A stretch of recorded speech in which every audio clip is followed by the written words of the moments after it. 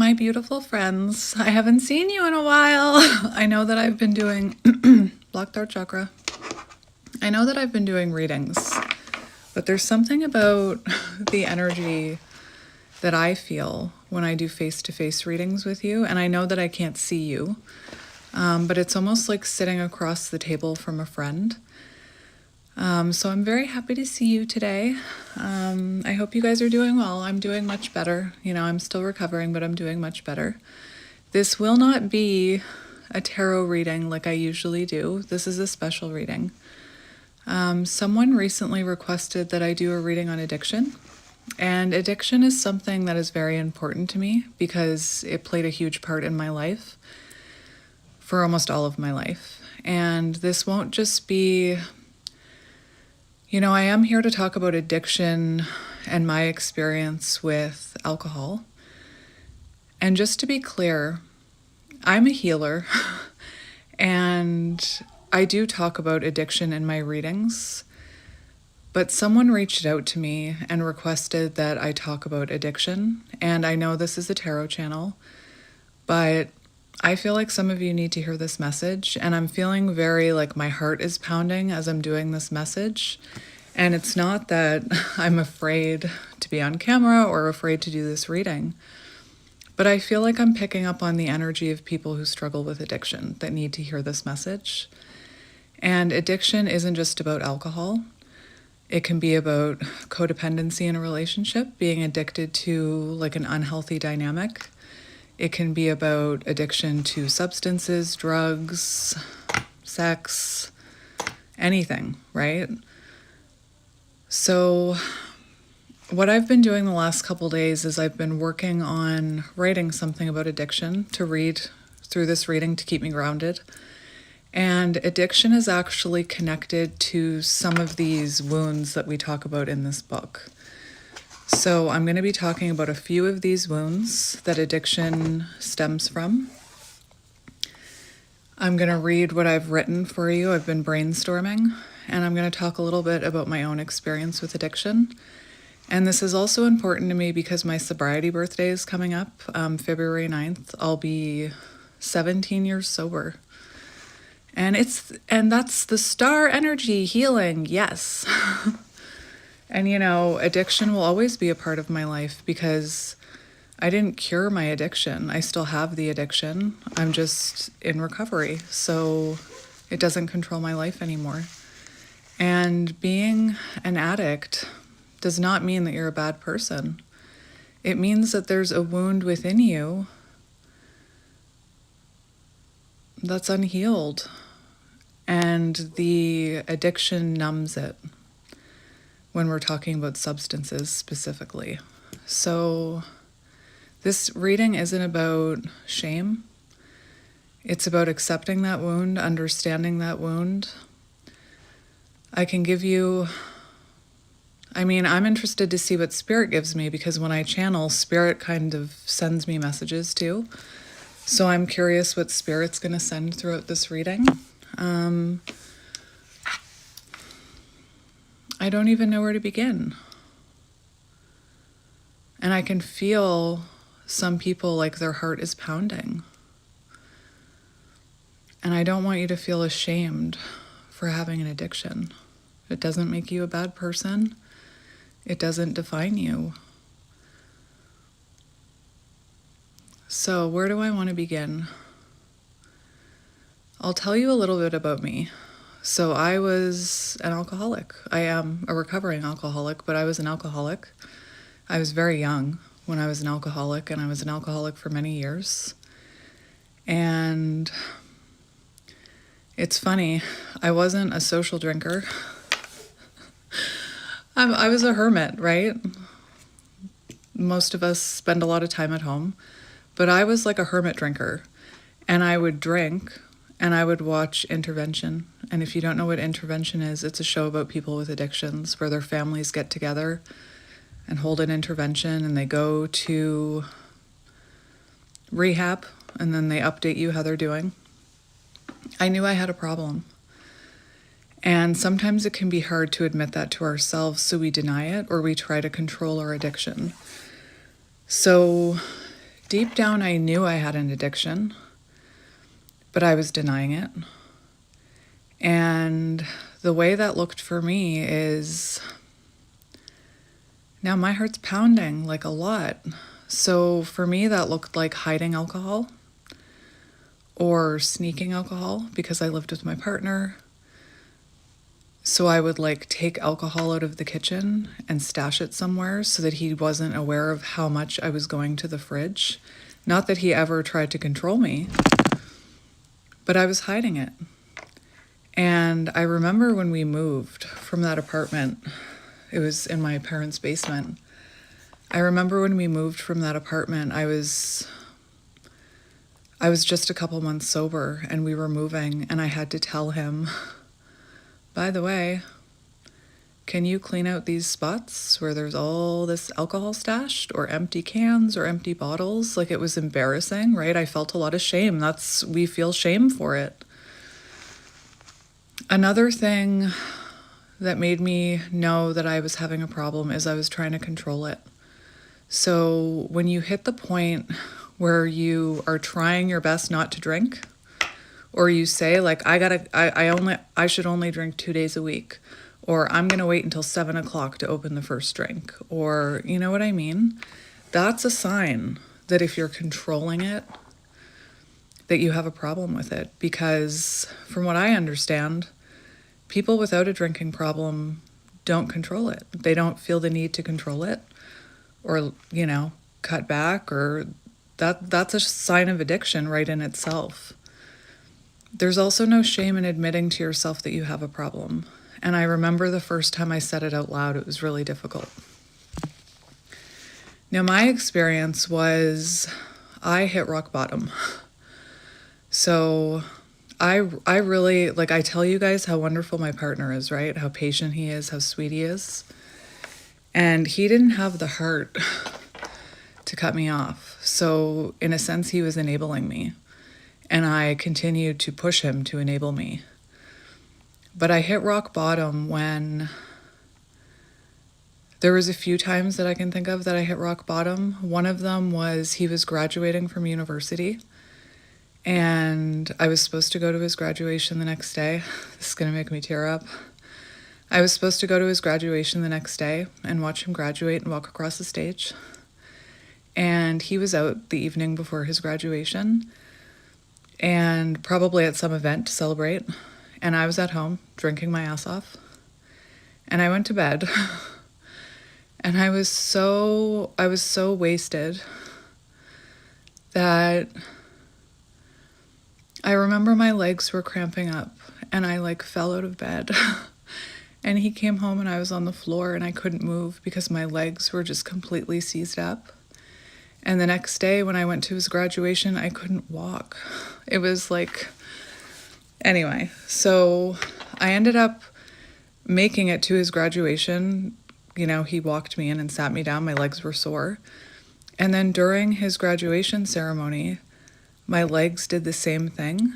And they had to wheel me out in a wheelchair. Like, it was just rock bottom. There were times when I would hide in the bathroom. Like, this is one thing about my recovery journey is I've never spoken out loud about these things to other people. My partner knows about them, but I've never actually spoken out loud about them. Hang on. My nose is going to be red throughout this entire reading, and I don't give a fuck. Usually, like, when I'm blowing my nose a lot, I try and make sure my nose isn't red, but I don't care anymore. I don't even know why I did my makeup. So other memories I have is that I would hide in the bathroom. I would sit in the bathroom.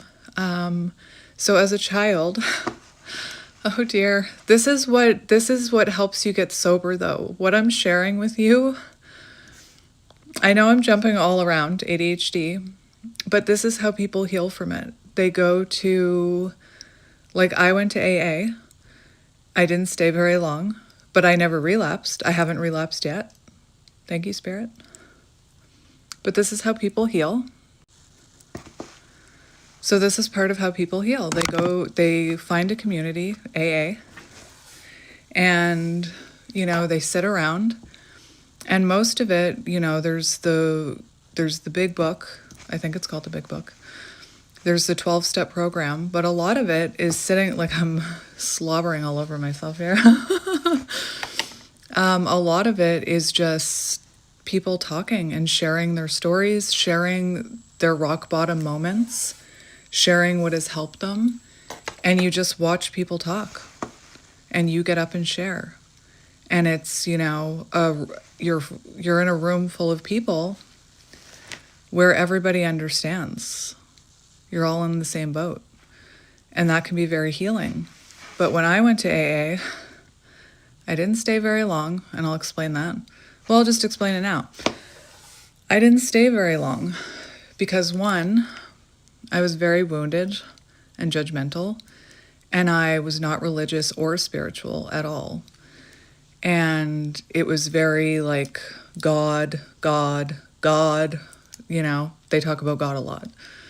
So I didn't understand that part. The second part was I struggled with public speaking, partly because I was autistic, partly because of trauma. I have a hair on me. But so I never had the courage to get up. And then I had this experience where I was supposed to have a sobriety birthday, and my sponsor forgot my 6-month sobriety birthday. And I was so butthurt that I was like, I'm not going to go ever again. Like, I was so wounded. And, I justified it in my head. I was like, it's her fault, like unhealed, right?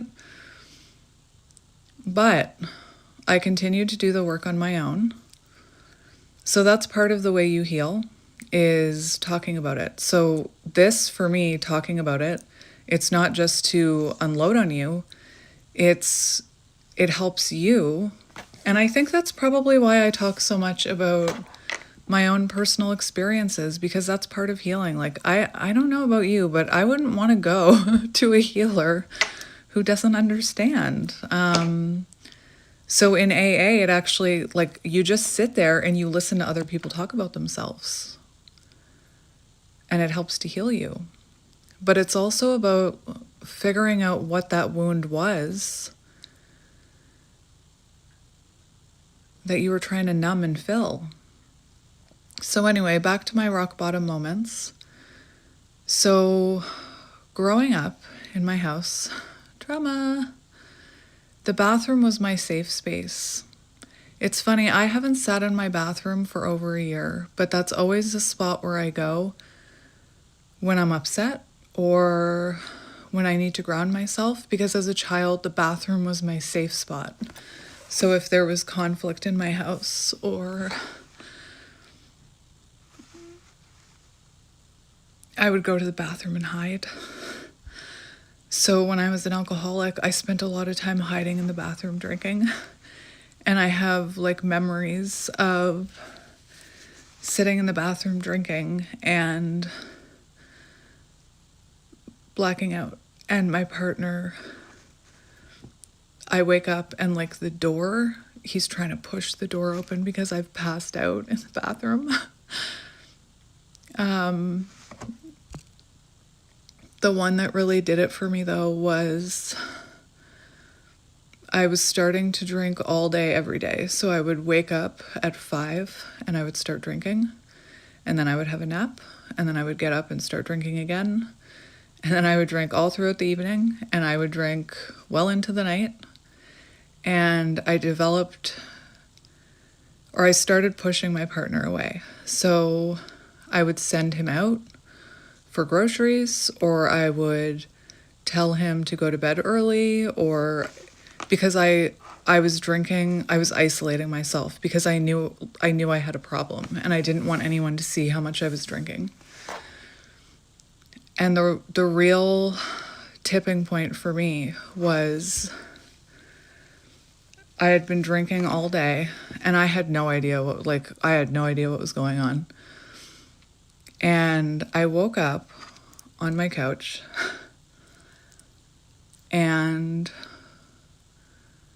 something felt different. It was the middle of the night. It was like 3 or 4 a.m. and something felt different. And I went into the bedroom and the bed was empty. I looked outside. My partner's car was not there.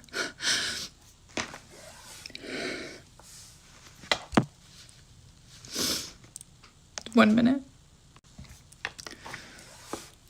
So his car was not there. So I called him because I was scared and I felt abandoned. And I called him and I said, "Where are you?" He said, "What do you mean, where am I?" I said, "Where are you? It's the middle of the night, you're not here." And he had never disappeared. He had never left me. Like, it was just, it felt different. And he said, "You kicked me out." He said, "I'm on my way down to my parents' house." And they lived like over an hour away. He said, "I'm on my way down to my parents' house with all my stuff. You kicked me out." And I had no memory of it. Like, I was so confused. I had no memory of it. Like, I still don't remember what happened. But from what I know, I was very mean to him. And I told him that I didn't want to be with him. And I told him to get out.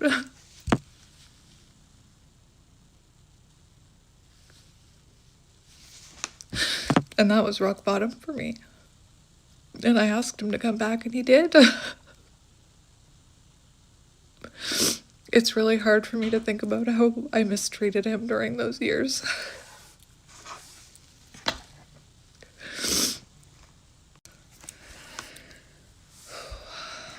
So that was it. I was like, I need to stop. And that's when I told my sister, and I said to my partner, I have a problem and I need to stop. And that was the first time I had said it out loud and admitted it to myself. And I can't remember if it was my sister who found it or I think it was my sister. I can't remember. But I remember my sister taking me to my first AA meeting, and she sat beside me. And every AA meeting I went to, I didn't talk. I never spoke. And as soon as the meeting was over, I was out of there because I was afraid to talk to anyone. But I found comfort in hearing other people talk about their experiences because it made me feel less alone. It made me feel like other people understood. And that's exactly what they would talk about. They would talk about their worst moments. They would talk about how their life has changed since they became sober. When someone had a sobriety date, we would all celebrate it. There would be cake. They'd get a chip. When I left AA, because of my own woundedness, my partner continued and still continues to get me the sobriety chips every year. Every month he got them for me, and then every year. And I mean, it's not like you just go to AA and you're healed. It doesn't work like that. There's so many other things that are involved. For me, eventually it included therapy. But I also kind of had, and I've seen people on intervention do this, when I committed to going to AA, when I committed to being sober, I said, I'm going to have one last night of drinking. And then that's it. I'm done. So I remember that last night. I remember every time I would have, I liked beer. Every time I would have a beer and the cans were going down, I would remember, I have 2 left. This is my last can. This is the last half can. This is my very last sip of alcohol. And then I started going to AA and I started trying to get sober. So for me, it was life-changing. I didn't start healing my wounds, though, until I woke up. Or when I started therapy. I guess that's when it started. And then when I started to wake up spiritually and start healing wounds, that's when I realized that's where my addiction stemmed from. They stemmed from these unhealed wounds that I was trying to numb and fill. What was I going to say? So I think that probably since COVID, during COVID times, I assume that they started doing meetings online. So that would be my suggestion for your first step, is to find a support group, an AA group. I'm sure they have online meetings now since COVID. I wouldn't know because thankfully, I haven't been in a position where I've needed to go to a meeting because I've been healing all this time. I know a lot of people who struggle with addiction and are in recovery continue to go, and one of the reasons they continue to go is so that they can inspire other people to become sober, the newcomers who come in. So I'm sure you can find an online AA meeting. I think I remember, now that I'm remembering correctly, I think I did do that, but it was before COVID times. But that would be, I don't even want to say the first step, because the first step is admitting you have a problem and saying it out loud, saying it to yourself in the mirror, saying it to someone you love, and then finding a support group where you can listen to other people's stories and you can share your story if you feel called to. You're the first people in 17 years I've shared my story with. And I can feel how healing it is. Like, why didn't I get up and do that? And for me, it's very important with addiction to not think, and sometimes I talk to you guys about chasing, right? It's very important with addiction not to think long term. And the first year definitely is the hardest because addiction becomes almost like a routine. So there's certain things that you do that you associate the addiction with. So for me, it was like any holiday, I was stocking up on that beer. Any excuse, right? Any excuse to stock up on beer. Promotion, let's celebrate. Summer vacation starting, let's celebrate. The date, like a hard date of someone, like a anniversary of a death. Birthdays. So the first year is the hardest, but you're not supposed to think about it long term. You're supposed to take it one day at a time. So you wake up and you say, I'm not going to drink today. Doesn't matter what you're going to do tomorrow. You don't have to think about, I'm not going to drink for a week. I'm not going to drink for a month. And you don't want to think about it as, if you get that feeling of how can I go like a week without drinking, don't think about it like that. Think about it one day at a time. That's what they say in the program. Take it one day at a time. And it really does help. Don't think about tomorrow. Just think about getting through today. And for me, that actually really worked well for me. And so I would wake up in the morning and I would tell myself, I just have to get through today. I'm not going to drink today. And again, when it becomes a pattern, it's really hard to break that pattern. So for me, which doing research, I realized is not the best thing to do, I replaced it. And when I was doing my research for this, it was saying you don't need to replace alcohol. And I was like, well, that's what I did. But I replaced it with, so I struggle with reading, as you guys know. So when I got sober, I actually, all of the money I was saving from all of the beer I would buy, I would buy a book. And I wasn't really into reading, but I would buy a book. And for me, it started with, and it's still my favorite book, it's by Marian Keyes, and it's called Rachel's Holiday. And it's this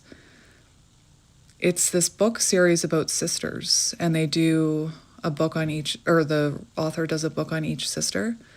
And she did a book on the sister Rachel. I think there's 5 sisters, and Rachel was an alcoholic. So the things that helped me were reading books, and I was reading the big book, but also reading books where there was a storyline of an alcoholic.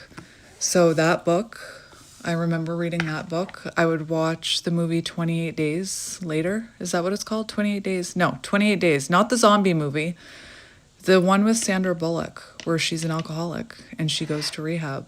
I would watch that movie. I kind of did replace drinking with books. So that's one thing I did. And I also started going for walks. And, you know, they say with addiction, once that craving comes up, if you can do something else for 10 minutes, that craving will pass. And they say that with a lot of types of addictions. They say it with smoking. So when that craving comes up of, oh, I could really use a beer, you think, I'm just going to go do something else for 10 minutes. And that's what I tell you guys about chasing, right? When you feel called to chase someone or reach out, go do something else for 10 minutes. Let the craving pass. And that helps. The monthly chip helps because you think about how you're working towards that monthly goal. Even though you're not supposed to think about it like that, you're supposed to think about it taking it one day at a time. But once you hit that 30 days and you get your 30-day chip, it feels really good. Once you get your 2-month chip, it feels really good. And it keeps getting easier and easier. I don't even want to say it gets easier and easier, but you detach. You think about it less. You detach more and more the more sobriety you have under your belt. And there will be times where something will come up and your ego, your wounds will think this is a really good excuse to drink. Like I used to, I'm letting you in here, okay? I'm being vulnerable. But I used to imagine I used to imagine, you know, well, if anything ever happened to my partner, I would definitely drink. like such a addictive mindset. Anyway. So there will be moments where you are triggered and you feel that urge to go to the store or to drink something. And again, you have to, when that comes up, you have to say, I'm just going to make it through today. I'll deal with tomorrow when it gets here. I'm just going to make it through today. I'm not going to drink today. And, you know, I'm very fortunate that I've gone 17 years without a relapse. I'm very blessed because lots of people relapse and there's nothing wrong with relapsing too. Another thing I did, which probably isn't the healthiest thing to tell you, is I actually thought I'm going to get my sobriety birthday tattooed on me. So when I hit a year of sobriety, I was like, I'm gonna get my sobriety date tattooed onto me. And it was to celebrate it. But for me, again, I don't think this is the healthiest thing to be telling you. But for me, it was also about once I have that date on me, that's also going to affect how I feel about drinking, because to take a drink would make that tattoo, I'd have to what would that tattoo mean if I were to take a drink? And then every year I started getting a tattoo to celebrate my sobriety, and I would have a number worked into it. So I have a tattoo on my back of it's like a treble clef, because I love music, and it's got the lines, but they're curly and music notes. And at the end of one of the lines, it turns into a 2. Those things to me were very rewarding for, my sobriety journey. And I also got a dog, which they say in AA that you're not supposed to do anything. You're not supposed to make any life changes like that within the first year. It's funny, I thought I was I don't know what I'm going to say, so I'm going to write it all out and I'm going to research it. And now here I am not even looking at the thing that I wrote. What was I saying? So they say you're not supposed to make any life-changing decisions within the first year. And I was like, you can't tell me what to do. I ended up moving, but it was actually healthy for me to move because I lived in my parents' basement. They had an apartment in their basement. And I come from a family of drinkers, although none of them will admit it. Not one, not one. And that's the thing about breaking cycles. I believe I'm here to break that cycle in our bloodline, the addiction, the alcoholism. I've educated my kids about it. I tell them about it. I've let them know they need to be careful when they're older because they are at risk for being an addict. But I lived with my parents and they were, I think my sister was there too. But anyway, my whole household drink. I remember I'd go upstairs. I'd say to my partner, I'm going upstairs. And then I would go upstairs and I would drink my face off. So for me, it was actually a healthy decision to get out of that situation. And that's when we moved out. But yeah, I got a dog as well because I didn't listen to their advice. I'm not telling you to get a dog. You shouldn't get a dog if you can't take care of it as well. But I know that you guys have heard me mention my border collie, Gracie, and her name comes from the song Amazing Grace, which is the song they played on Intervention. So when I was watching Intervention, and I continued watching Intervention when I got sober, because that can also be helpful. So I would be watching Intervention and they would always play this Amazing Grace song. And that's how my dog, Gracie, got her name. But to me, that was also helpful because I had something. Again, I'm not saying you should get a pet. I think they say you should wait a year before you do that. Unless you know how to take care of a pet. Like if you've had pets and you take care of them, then I don't see anything wrong with that.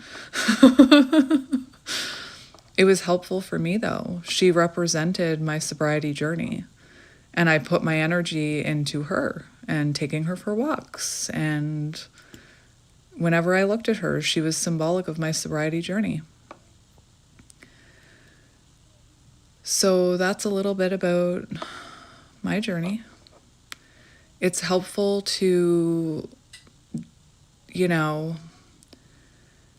not put yourself in situations that are going to trigger that need to drink. So eventually you can be around people who are drinking. Eventually you can be in a restaurant or a pub where people are drinking or at a party. But at first, in the first year, I wouldn't recommend it. And my partner, very supportive, never touched a drop of alcohol since I've stopped drinking. And he didn't need to quit. He didn't need to quit. He quit to support me. So since then, he's never had a drink in front of me. I don't think he's ever had a drink behind my back. I remember that first year, though, I lacked boundaries. So we'd have Christmas dinner, and my mom would show up with a bunch of wine, even though she knew I was a recovering alcoholic. The other thing that I think is important is that you talk about it, because that's not something I did. I hid it like it was something to be ashamed of.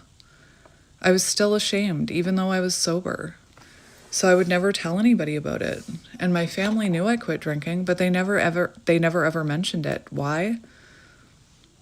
Because I was triggering something within them that they knew they needed to heal, right? So they were avoiding it.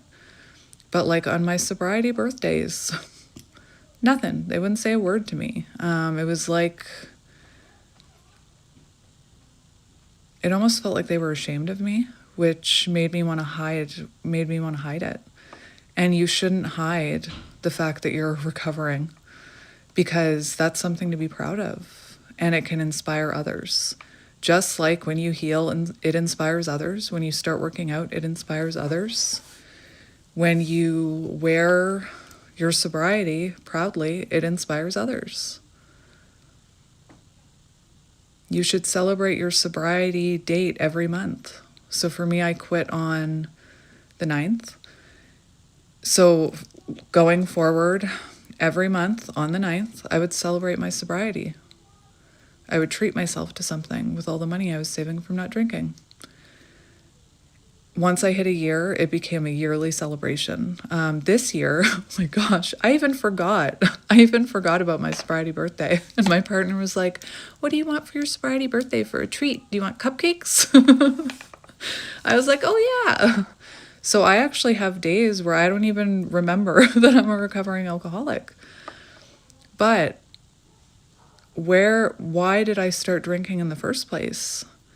I have a few reasons. One, I was undiagnosed autistic, and it was a way to numb what was going on inside of me. I'm not going to talk about it here, the autistic thing, because I'm actually going to start an autistic channel again, but I'm not going to talk about that right now. But part of the reason I drank was because of everything that was going on inside of me with being undiagnosed autistic and ADHD. So it would numb that.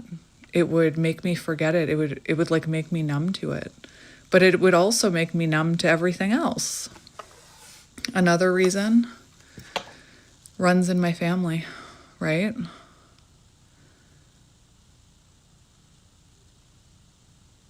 The big reason, it was numbing wounds that I was not looking at, that I didn't know I needed to look at, that I was avoiding. And I couldn't feel them or think about them as long as I was drinking.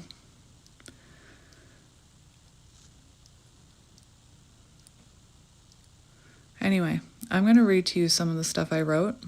And then, like I said, there are, I think, 5 wounds. There's lots of wounds that addiction can stem from. I looked for the 5 most important wounds that it stems from so that you can understand. I would suggest grabbing a journal right now. And when I'm going over this and I'm going to give you reflection questions, I suggest writing them down so that you don't have to do it right now, but at a later date you can reflect about these things. Again, finding a group of people, even an online support group for AA. I'm sure they have online support groups for AA now after COVID. Like, COVID really changed. I shouldn't even be saying that word. You're actually, like, you can get your videos taken down. But those times changed a lot of people, right? A lot of people started healing. A lot of people started waking up spiritually. That's what I did. There was a blessing in that, right? Because it changed a lot. But the world also works differently now. You see people working from home. You see being able to do like doctor's appointments on the phone. I am sure there's an online AA group, and I would start there.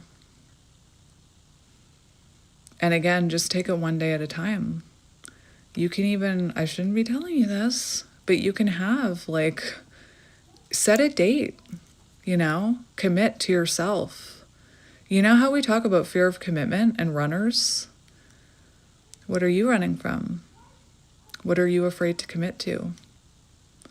So for me, I committed to February the 9th.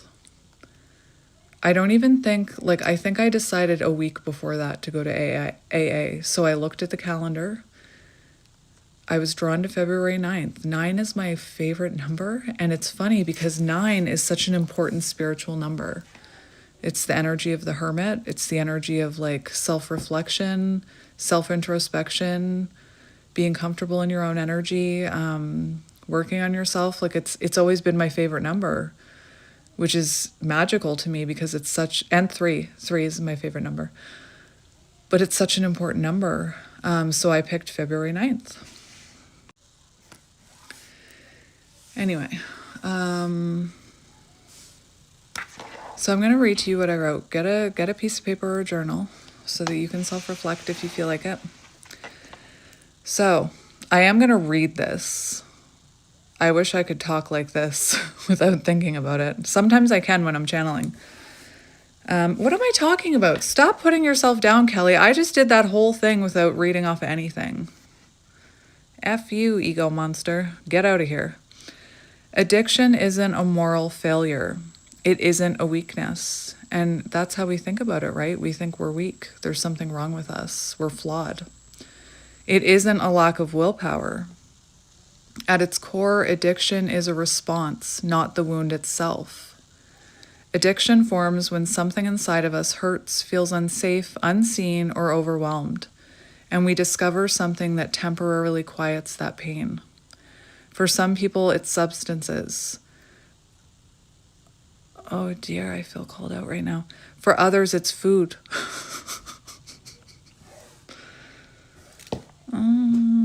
That's me. For others, it's food, work, sex, control, scrolling, gambling, or relationships. The form changes. The wound underneath is often the same. The wound of addiction usually begins with disconnection. Many people it's funny because I remember I wrote that, but I've forgotten how triggering I found it. Because I may not drink, but I definitely have periods of my life where that addiction goes towards food. And I laugh about it. It's reminding me of the hyena. I'm having a mind-blowing moment right now. It's reminding me of the hyena in the animal deck that I use, because that talks about using humor, right? And it's not that I use humor to deflect, but I do find my addiction to food kind of funny sometimes. But that's what it is. It's an addiction. Anyway, I'll ponder on that later. The hyena, to bring into balance sobriety.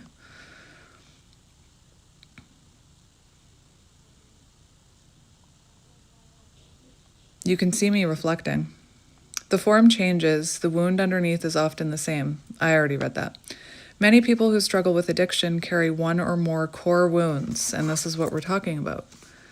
The abandonment wound,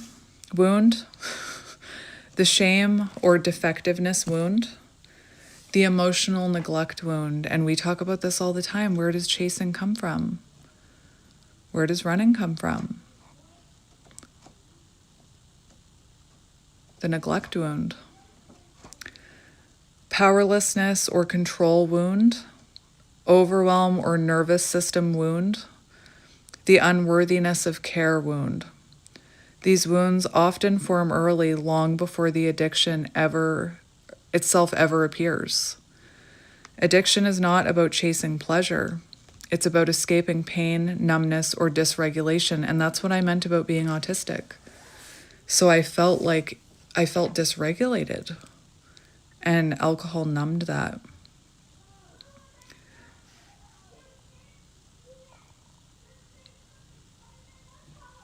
Can you hear my kids yelling downstairs? They're yelling in good fun. 4 years ago, that would have triggered me even though they're having fun. When the nervous system doesn't feel safe, when emotions don't feel welcome, when connection feels unreliable, the body adapts, and addiction becomes that adaptation. This is where shame often enters the picture. Shame says, something is wrong with me. I'm broken. If people really knew me, they'd leave. Shame is closely tied to wounds like the shame and defectiveness wound, the abandonment wound. And I read that abandonment wound to you guys all the time. And shame doesn't heal addiction, it deepens it. And for me, shame actually prolonged my addiction because I was too afraid to be honest about it because I was so full of shame. Just like we talk about shame for our shadows, or how other people have shame, we're programmed to have shame for the shadows we have and the things we need to heal because we're told it makes us a bad person. Shame drives us back into hiding, and hiding is where addiction thrives, and I talked about hiding while I drank. From a spiritual perspective, addiction is a survival strategy that stayed too long. It once protected you. It once soothed something that felt unbearable. It once helped you survive a wound that didn't have a language yet. Healing doesn't begin by attacking that strategy. Healing begins by turning towards the wound beneath it. Healing addiction isn't about just stopping a behavior. Because if the coping mechanism is removed without tending to wounds like emotional neglect, abandonment, powerlessness, nervous system overwhelm, the body will look for other ways to escape. Healing asks different questions. Do you have your journal? What was I trying to soothe?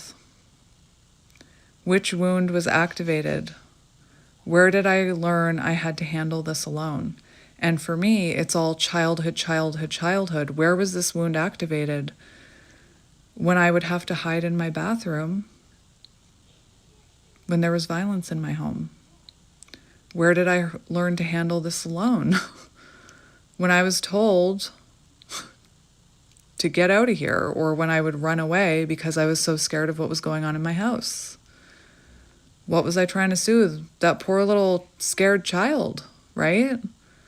Like, that's mind-blowing to me. I never thought about that, how I used to hide in the bathroom as a child, how I used to drink in the bathroom. I completely, I had that epiphany just now talking to you. And these are not questions of blame. They're questions of compassion. So one thing that's important for me is we don't want to blame others either, right? So where did I have to learn I had to handle this alone? I could blame my parents, but I like wording it in a way that doesn't blame someone else, right? So it's, where did I learn to handle this alone? In my childhood, when, again, I'm not looking back blaming my parents, but I'm thinking about that inner child who, in my house, we never spoke about the trauma. So the trauma would happen and it would be traumatic. And then I'd hide in the bathroom. And then the next morning, it was just silence. And we would never talk about it. So I learned from a very young age to handle things alone. Does that make, nope, I'm not going to say it. I'm not going to say that. If you don't know what I'm talking about, I'm trying to reprogram myself by saying, if that makes sense. These are not questions of blame. They are questions of compassion. Shame says, fix yourself. Healing says, come back to yourself. Healing addiction is about restoring safety, regulation, agency, and connection. It's about learning how to meet pain without abandoning yourself. Spiritually, it's a remembering. You were never broken, only responding to a wound that needed care. Recovery is not about becoming someone new. Exactly. It's about rediscovering who you were before that addiction. That's funny. That's exactly what I wrote.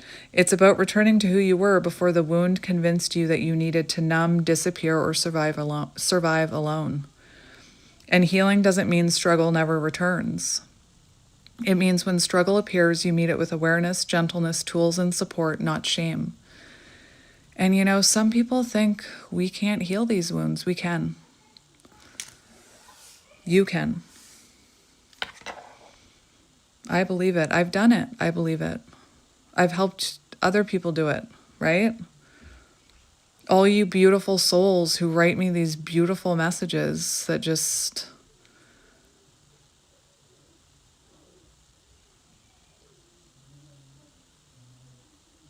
It's still mind-blowing to me how many of you say that I've made a difference in your life.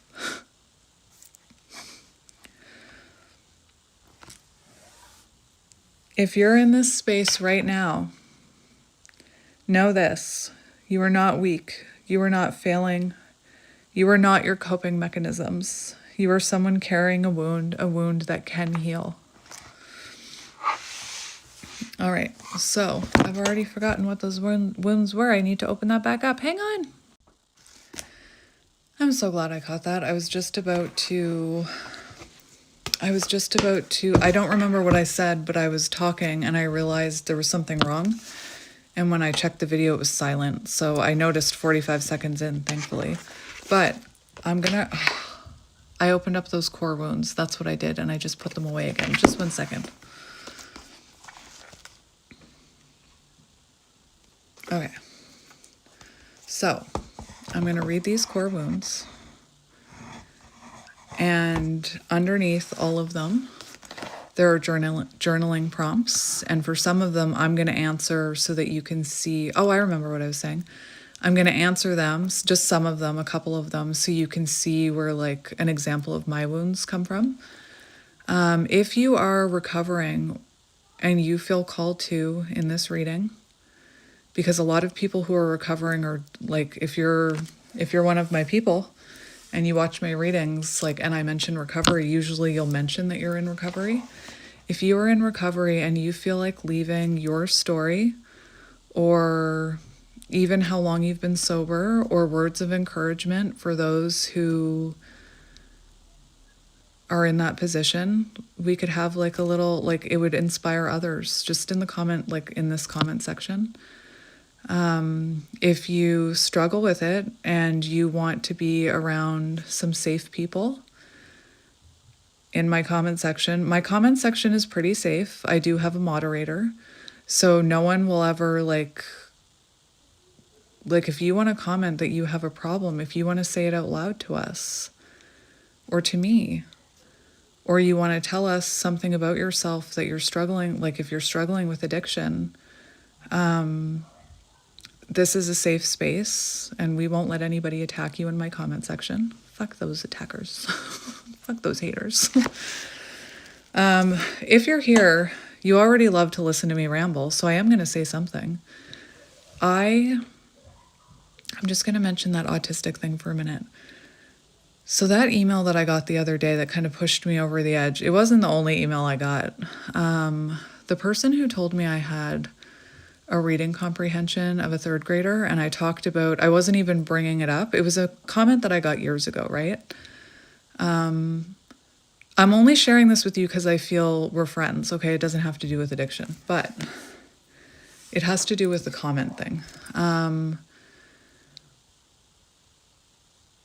I was talking about how I got that comment, and in the end, I'm glad I got it because it happened years ago, and I was glad I got it because it helped me, realize that I was still self-conscious about it. But then they sent me an email anonymously saying, I'm sorry, that was me that made that comment, but I was dyslexic and I was bullied and I had to, I'm not even going to, like, the email was just, it was invalidating. I understand being super sensitive about it, so I was called too sensitive. People with dyslexia, people with, look at me, burning karmic cycles, phoenix energy, people that struggle with keeping their train of thought or staying on one subject or reading comprehension or anything that's neurodivergent, right? By telling them they should change that about themselves, you are telling a disabled person they need to change themselves. Who gives you the right to do that? Anyway, I take a lesson from everything. Look at me burning karmic cycles. Look at this. Look at that phoenix energy. I'm not showing you my body. I'm just showing you how, red I am. My eyeballs will get red.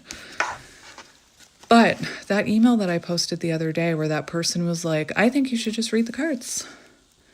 I thought there needs to be a reason this came through, right? And it came through the night after I had a dream. I had this really bizarre dream, which I will not share the details. I shared the details with my partner and he was like, what the fuck? But with dreams as well, I'm like, what did those dreams mean? So I had a dream, and in just a small part of the dream, I was making autistic content and ADHD content. And that's something that I started doing when I started healing, when I started therapy, when I realized I was autistic. And it lit me up. Just like tarot lights me up, it lit me up. Anyway, because of a situation I went through, which I won't talk about right now, I worked very hard on that content, and it really brought me a lot of joy to help others who were discovering they were autistic.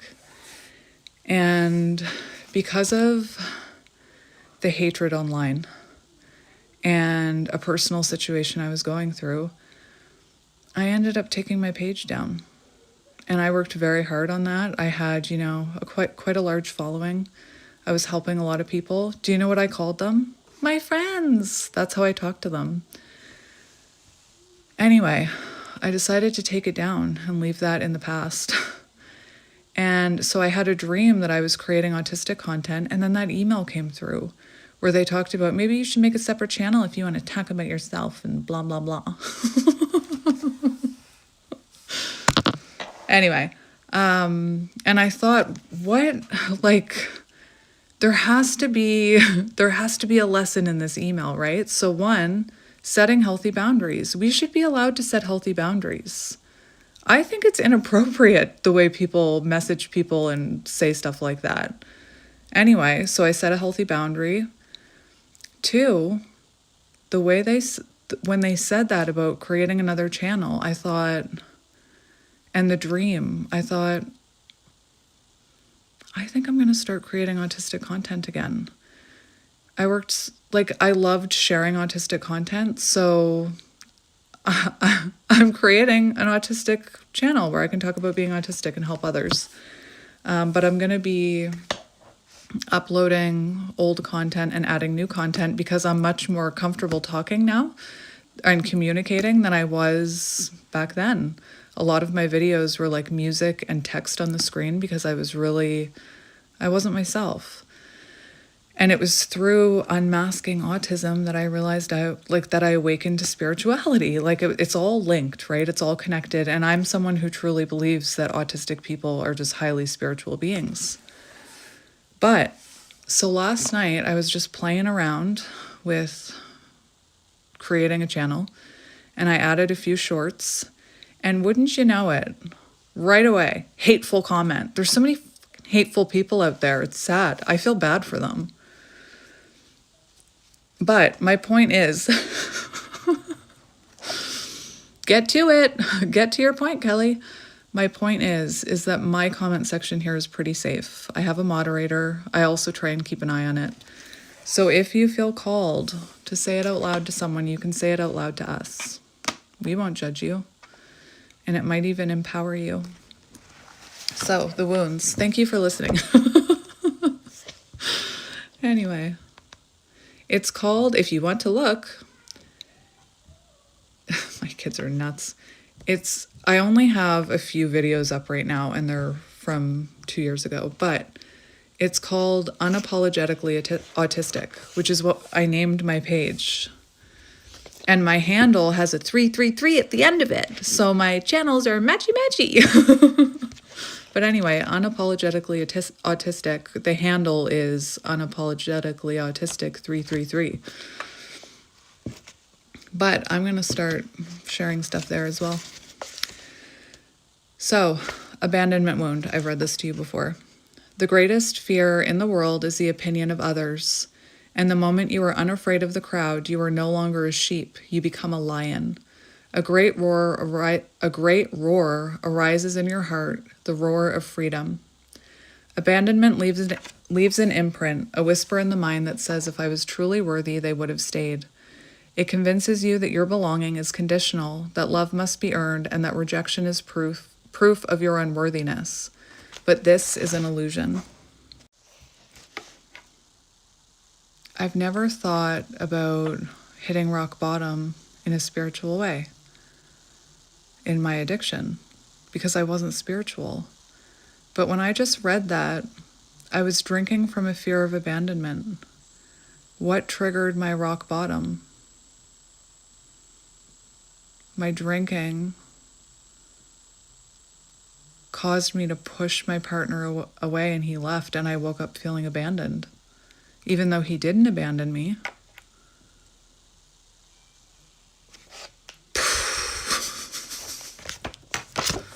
Divine intervention? Anyway, where am I? The deepest wound is not that someone left. It is the belief that their departure determined your value. When you free yourself from seeking external validation, from measuring your worth by who chooses you and does not choose you, something profound happens. The fear dissolves. You stop chasing approval and start standing in your own presence. You realize that the love you've been searching for has been within you all along. And this is why people, it's part of that runner-chaser dynamic, believe it or not. You are not the echoes of those who walked away. You are not unchosen, unworthy, or disposable. You are sovereign. Your heart is not something to be proven, it is something to be honored. And as you step forward, no longer defining yourself by absence but by presence, the roar of your own freedom emerges. The fear of being abandoned cannot haunt you when you no longer abandon yourself. When was the last time you felt abandoned, and how has that experience shaped your relationships? Do you fear being... This is what you're supposed to be writing down. Pause it. Do I fear being left, or do I fear being truly seen and then left? How do I react when I sense someone pulling away? Do I cling, push them away, or shut down? In what ways do I try and prove my worth so people won't leave me?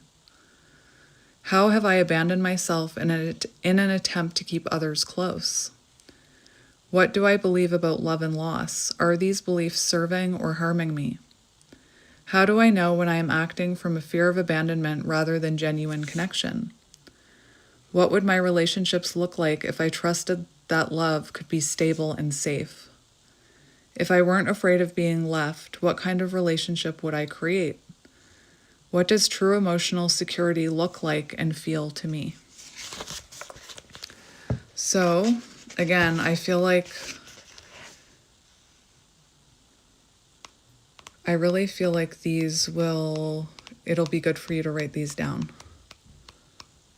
And then write about them. That can be very therapeutic. And don't worry about being neat. You can write as messy as you want. Where am I?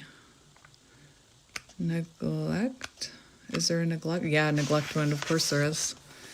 Do not chase love. Do not beg for it. If it is not freely given, it is not love. The neglect wound is not just about what was done to you, it is about what wasn't. It is the love that is withheld, the comfort that never came, the emotional presence that was absent when you needed it the most. This wound convinces you that your needs are too much, that your pain is invisible, and that love must be earned rather than freely given. It manifests as self-sufficiency to the point of isolation, people-pleasing to avoid abandonment, or deep struggles with receiving love and care. You may fear being a burden, struggle to trust others that will show up for you, or subconsciously seek validation from those who remain emotionally distant, repeating the cycle, hoping this time will be different. Healing the neglect wound begins with giving yourself what was once denied: attention, care, presence, and unconditional love. It requires unlearning the belief that your needs are unimportant and embracing the truth that you are always worthy of love and support.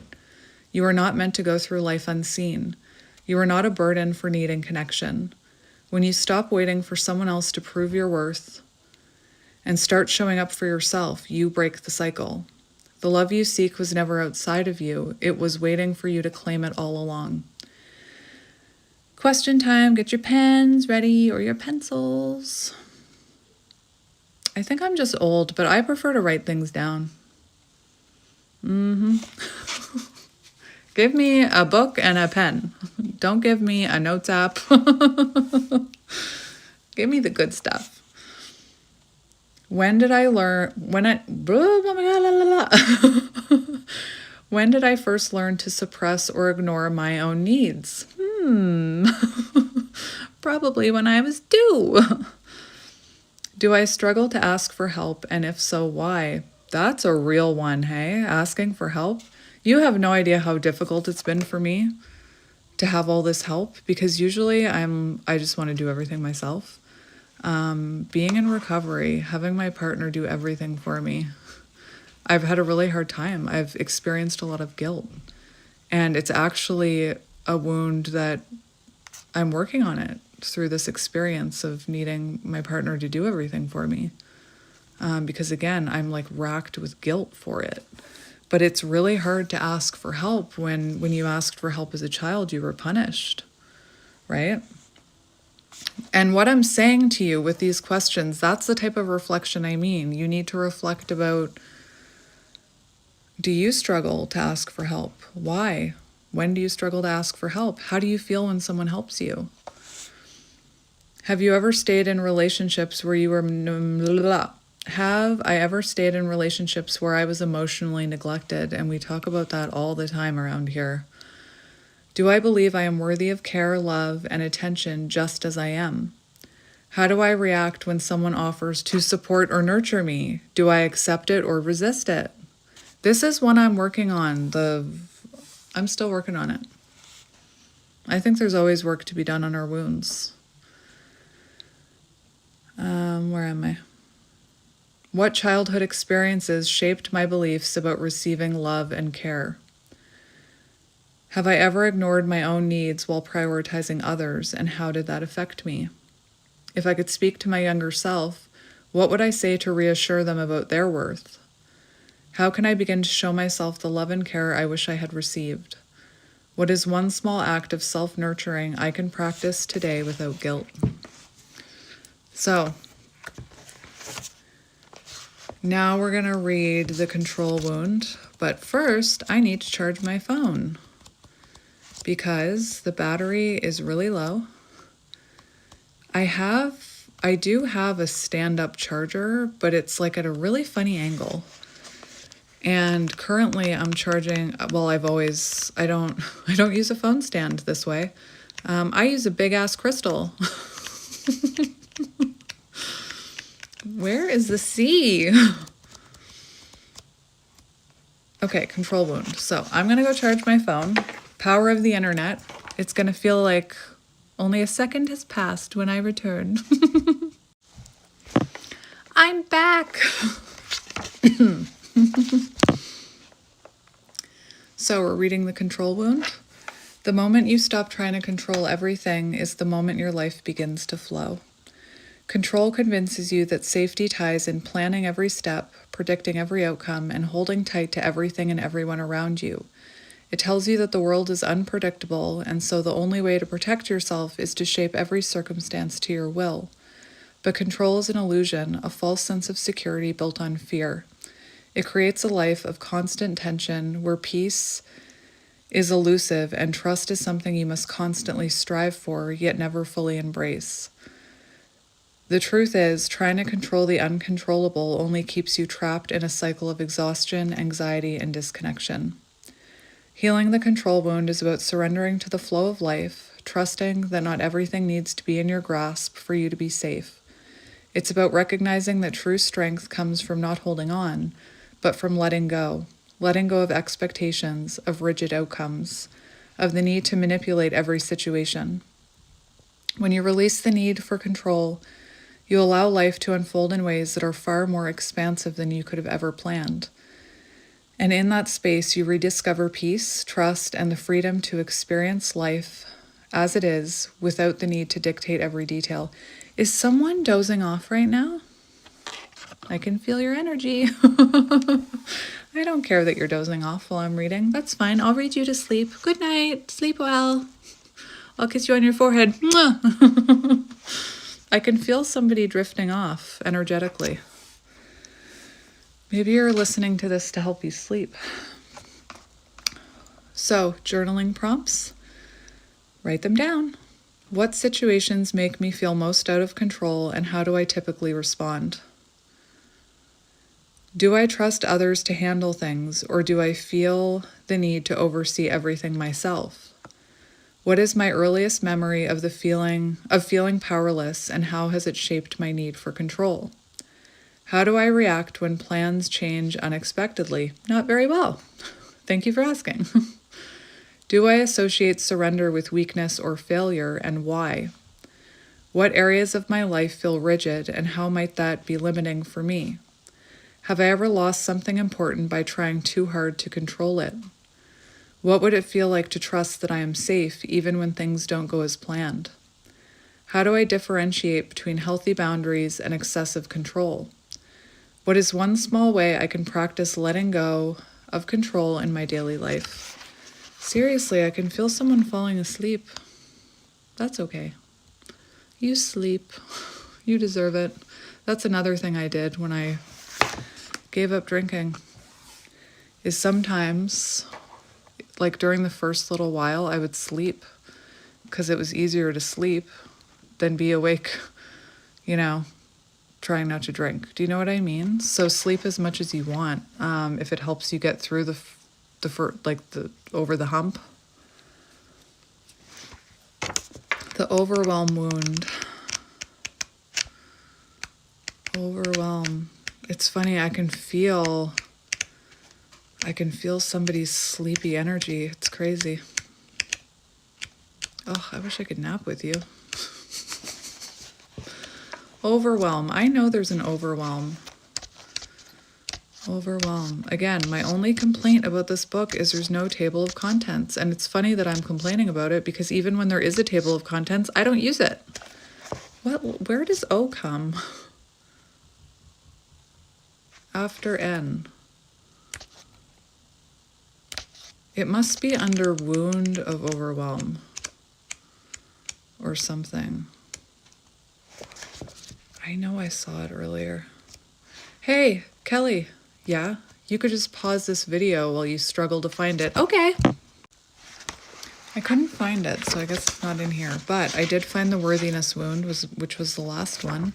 And I also found another one, which I'm going to read to you. Worthiness wound. You have been criticized. You have been made to feel inferior. Remember what a pearl is. A pearl is an oyster's response to irritation. The worthiness wound is born from moments of rejection, judgment, and feeling unseen. It convinces you that your value is something to be earned, that you must prove yourself to be lovable, capable, and deserving. It manifests as perfectionism, people-pleasing, and overachieving, an endless pursuit of external validation to silence the fear that you are not enough. You may struggle to receive praise, brush off compliments, or downplay your successes, always feeling as though you need to do more. But just as an oyster transforms irritation into a pearl, the wounds you carry hold the potential for something beautiful. Healing the worthiness wound begins with the realization that your value is never dependent on others' approval. You are not defined by past criticism, nor by the insecurities others projected onto you. True worth is not something you must fight for, it is something you already possess. The moment you stop looking outside of yourself for proof of your value and start embracing the light within you, you shift. Like the pearl, your worth is not diminished by the hardships you've endured, it is refined by them. You are not broken, you are becoming. Journaling prompts. Where did I first learn that my worth was tied to external validation? Do I feel uncomfortable receiving love, compliments, or support, and why? That one was really hard for me when I started my channel. How do I define self-worth? Through achievement, approval, or something deeper? Have I ever settled for less because I believed I didn't deserve more? What fears arise when I think about fully owning my worth? Do I believe that my worth changes based on what I do or accomplish? How would my life change if I truly believed I was enough as I am? Do I struggle with setting boundaries because I fear being unworthy of love? What one small act of self-acceptance can I practice today? How can I rewrite the narrative of my worth in a way that feels authentic to me? And I thought there was an addiction one in this book, and then when I was going to set up for this reading, I realized there wasn't. But when I was looking for the wound of overwhelm, unhealthy coping mechanisms, I saw that one. So I'm going to read this one and then we'll be done. We cannot selectively numb emotions. When we numb the painful emotions, we also numb the positive emotions. I said that. Unhealthy coping mechanisms are the walls we build to protect ourselves from pain, only to find out that they also keep out joy, love, and connection. This wound convinces you that avoidance is easier than healing, that numbing is safer than feeling, and that if you keep yourself distracted, the pain will eventually disappear. It manifests as addiction, overworking, emotional suppression, self-sabotage, or staying in toxic cycles because they feel familiar. These coping strategies have once served as a survival mechanism, but over time they become the very thing that keeps you stuck. Healing begins with recognizing that your coping mechanisms are not the enemy. They were just the best way you knew how to survive. But now survival is not enough. You deserve freedom. True healing. It's funny, the whole time I've been reading this, I'm awake, but I can feel, like I almost feel like I'm falling asleep. That's what I mean about how I'm picking up on the energy of someone sleeping and listening to this.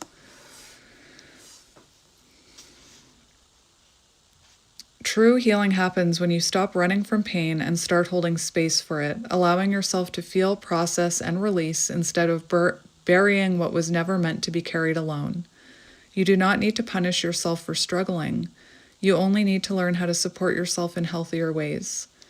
When you replace avoidance with awareness, distraction with presence, and self-destruction with self-compassion, you begin to break the cycle. And in that space, real healing begins.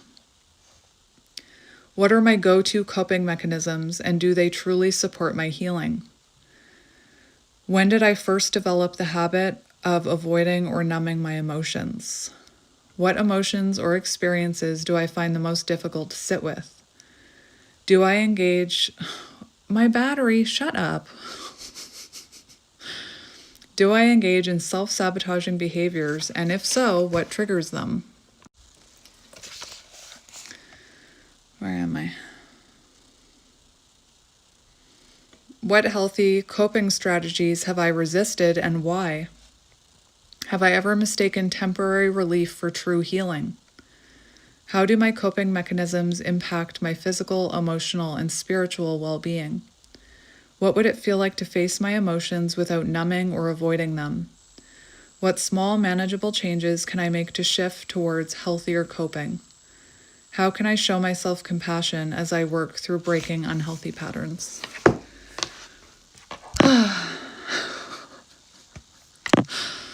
So, my beautiful people, my beautiful friends, my beautiful besties, that's what I felt called to come do today. And now I'm going to go spend time with my family. But like I said, if you're in recovery and you feel like sharing in the comment section here so that people don't feel so alone, that's a really huge part of healing to me, is healing with others. And for the person who requested this reading, it's not really a reading. I mean, it is, but it's an intuitive reading. For the person who requested this, I really hope that you found something in this message to help you, and know that there's people here that see you and believe in you, and Spirit sees you and believes in you, and you are not alone, and you're not a bad person. And by you requesting this, I healed a little part of me today, because I had never spoke about those things out loud. So thank you for that. And to whoever's sleeping, you must be having a good sleep. Jeez Louise. Anyway, I will see you guys tomorrow. I love you. Bye.